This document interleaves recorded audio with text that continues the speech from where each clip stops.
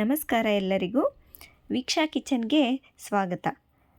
ಯಾರೆಲ್ಲ ಈ ವಿಡಿಯೋನ ನೋಡ್ತಿದ್ದೀರಿ, ಪ್ಲೀಸ್ ಎಲ್ಲರೂ ನನಗೆ ಸಬ್ಸ್ಕ್ರೈಬ್ ಮತ್ತು ಶೇರ್, ಲೈಕ್ ಮಾಡಿ.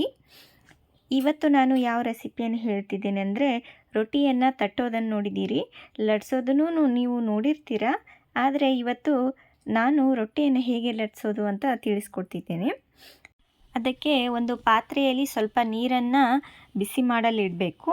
ಅದು ಬಿಸಿ ಆದಮೇಲೆ ಒಂದು ಬೌಲ್ನಷ್ಟು ಹಿಟ್ಟನ್ನು ಅದಕ್ಕೆ ಹಾಕಿ ಚೆನ್ನಾಗಿ ಮಿಕ್ಸ್ ಮಾಡಬೇಕು. ಆಮೇಲೆ ಒಲೆಯನ್ನು ಆಫ್ ಮಾಡಿ ಈ ಥರ ಲಟ್ಸೋ ಮಣಿ ಮೇಲೆ ಹಾಕ್ಕೊಂಡು ಹಿಟ್ಟನ್ನು ಚೆನ್ನಾಗಿ ನಾದ್ಕೋಬೇಕು. ನಾವು ಹೇಗೆ ನಾದ್ಕೊತೀವಿ ಹಾಗೆ ರೊಟ್ಟಿಗಳು ಬರ್ತವೆ. ಅವು ಎಲ್ಲಿ ಕಟ್ಟಾಗಲಾರ್ದಂಗೆ ಚೆನ್ನಾಗಿ ನಾವು ಹೇಗೆ ಲಟ್ಟಿಸ್ತೀವಿ ಹಾಗೆ ಬರ್ತವೆ. ನೋಡಿ, ನಾನು ಈ ಥರ ಹಿಟ್ಟನ್ನು ನಾದ್ಕೊಂಡು ಪಕ್ಕಕ್ಕೆ ಇಟ್ಕೊಂಡಿದ್ದೇನೆ. ನಂತರ ಸಣ್ಣ ಸಣ್ಣದಾಗಿರೋ ಉಂಡೆಯನ್ನು ತೆಗೆದುಕೊಂಡು ಕೆಳಗೆ ಸ್ವಲ್ಪ ಒಣ ಹಿಟ್ಟನ್ನು ಹಾಕ್ಕೋಬೇಕು. ಒಣ ಹಿಟ್ಟನ್ನು ಹಾಕ್ಕೊಂಡು ಈ ಥರ ಲಟ್ಟಿಸ್ಕೊತಾ ಹೋಗಬೇಕು. ಹೇಗೆ ನಾವು ಚಪಾತಿಯನ್ನು ಲಟ್ಟಿಸ್ತೀವಲ್ಲ ಅದೇ ಥರ ಇದನ್ನು ರೌಂಡಾಗಿ ಲಟ್ಸ್ಕೊತಾ ಹೋಗಬೇಕು. ನಾವು ಹಿಟ್ಟಿನಲ್ಲಿ ಜಿಗಿ ಎಷ್ಟಿರುತ್ತೆ ಅಷ್ಟು ಚೆನ್ನಾಗಿ ರೊಟ್ಟಿಗಳು ಬರ್ತವೆ. ನಾನು ಈ ಥರ ರೊಟ್ಟಿಯನ್ನು ಲಟ್ಟಿಸ್ಕೊಂಡೆ.